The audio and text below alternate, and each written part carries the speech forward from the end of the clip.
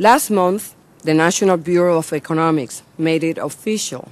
The country is in a recession, and it has been for over a year now. Of course, most Americans already knew this. From plunging consumer confidence to soaring unemployment, the signs were and continue to be everywhere. In December alone, we lost 500,000 jobs, bringing last year's drop-off to a 63-year high. Work has already begun to turn the economy around. The end goal of these recovery efforts should be growth and job creation, two areas in which small businesses excel. After all, small firms are the engine of our economy. They not only create 80% of all new jobs, but they also represent 99% of American businesses.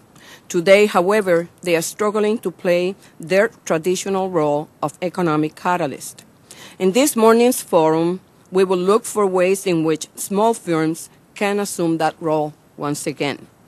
We will also discuss the current economic climate and the roadblocks it has created for our country's entrepreneur. From the local tech startup to the mom-and-pop restaurant down the street, small businesses are suffering everywhere.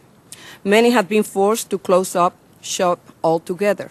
At a hearing in November, this committee met Thomas Franke, an entrepreneur whose 83-year-old family business has managed to ride out the Great Depression, but was unable to endure the current downturn. In November, it closed its door for good.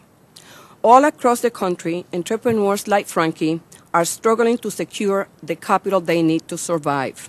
According to the Federal Reserve's Senior Loan Officer Survey, 75% of commercial banks have tightened lending standards to small firms. On top of that, 90% of respondents said that they have upped the cost of small business credit lines. During past downturns, small businesses have managed to survive on loans from the Small Business Administration. But today, even those loans are disappearing, with lending down almost 60% since last year. As funding dries up, many entrepreneurs are taking desperate measures, from maxing out credit cards to draining 401ks. It doesn't have to be this way.